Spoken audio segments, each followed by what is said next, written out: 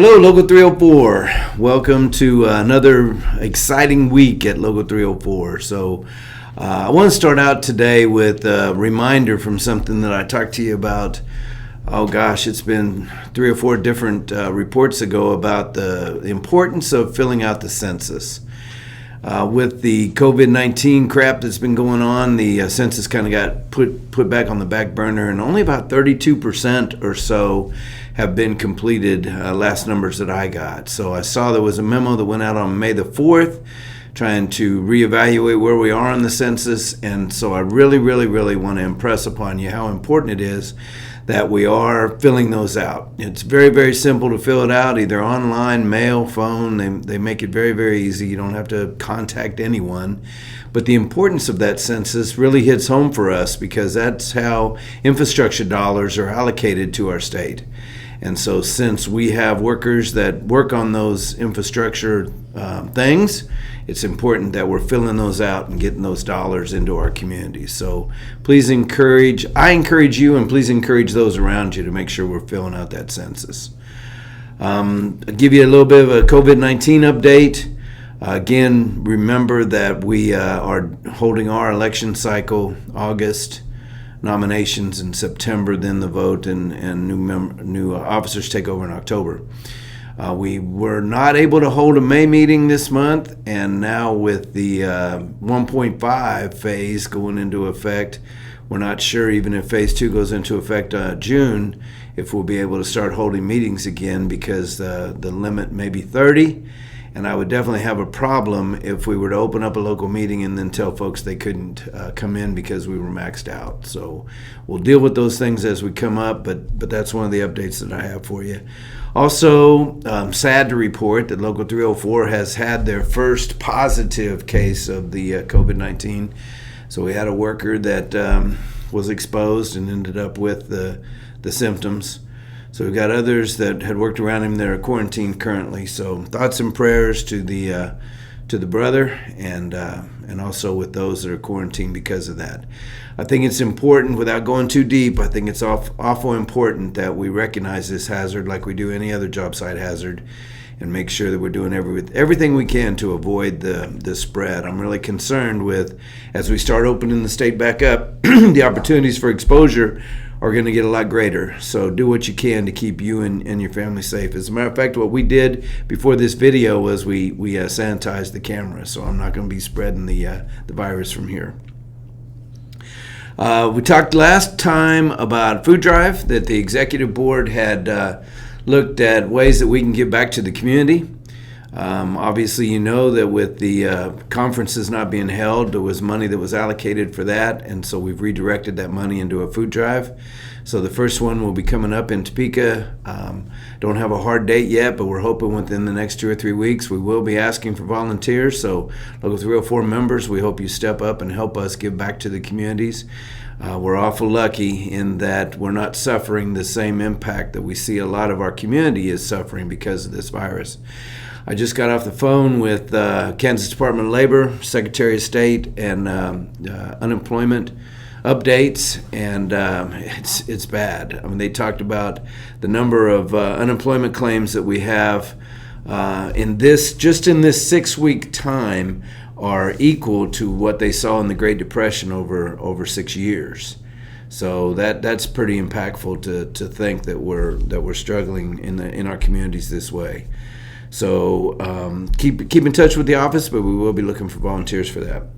Also, let's talk a little bit about the communication, and I have a plan and also a plea with you for communication opportunities. So since we don't have a local meeting, what this office has done is we stepped up doing steward comms, and we are trying to make sure that we're keeping the members informed of what's going on in the hall. Also sending out the minutes to our unit chairs, and I always tell the unit chairs in the email when I attach the minutes to them how important it is to share those, but it's also important for you to reach out to your unit chair or recording secretary of your unit and ask, have you gotten the minutes from the local? I always think communication's perfect, but I just got a call the other day about something that was in the minutes in February that hadn't been discussed. So we want to do everything we can to continue to communicate. Call the hall with any questions, obviously, and then for those details of those minutes, they do go out. The executive board minutes do go out to the unit chairs every month. Since the executive board meeting is held the fourth Thursday of every month, the unit chairs should have that the following week. So that's my plea, is that as much as I try to provide information, please make sure that you're asking for that information too, so that we're keeping the communication working. I did hear that some positive news. The rodeos, both the International Lineman Rodeo and the National Gas Rodeo, are both scheduled to happen this year. Sisterhood Rodeo for our fallen linemen will be held in August, rescheduled to be held in August. So keep in touch. We went ahead and got our hotel rooms for the International Lineman Rodeo, and we'll be starting that process. So keep you informed as that's going on for this fall. Give you an organizing update. We always talk about in normal times, whatever that is, how much the organizers are doing out there, and now the organizers are doing stuff in here. So working on some different inside drives, some targets that we have outside of our contracts currently are a little bit more difficult to do.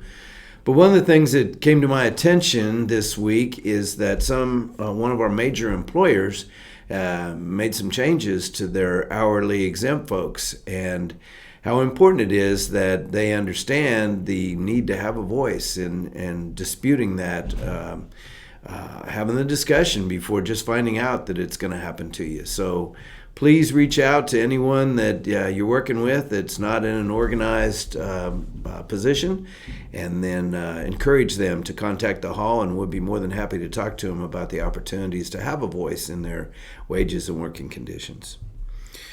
The HEROES bill is the next piece of legislation, stimulus-wise, to be discussed at a national level.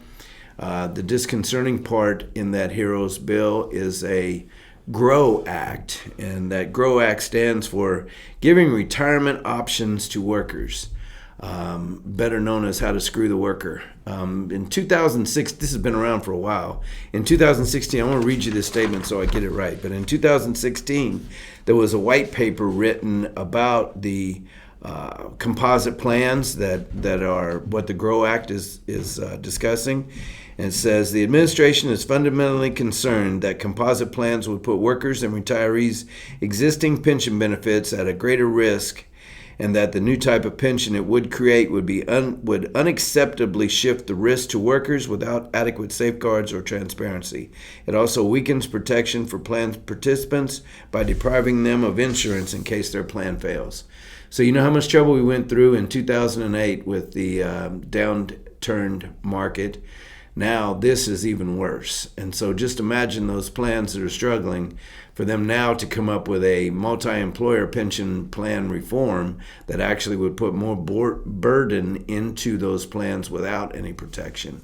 So we are in the process of contacting our representatives to make sure that they know that the 5,000 at more than 5,000 IBEW workers in the state of Kansas voice is heard. Do you know that there is 35,000 union represented AFL-CIO jobs in the state of Kansas? So just think what kind of voice we have with that. That statement we always talk about how elections matter. This is a perfect example of that I said earlier that I was able to sit in on a Kansas Department of Labor call where the lieutenant governor sat in there and gave us an overview of what's happening in the state. And that doesn't happen in most states. To have a labor-friendly governor that appoints labor-friendly secretaries definitely helps us in having a voice at that table. And for them to send out invites in today's call, there was 47 labor representatives on that call. So elections do matter, and that's something we need to think about in November. Local 304, thank you for all that you do. Thank you for continuing to keep the lights on, the gas flowing, and everything else that our classifications do. Thank you very much, and we'll talk to you soon.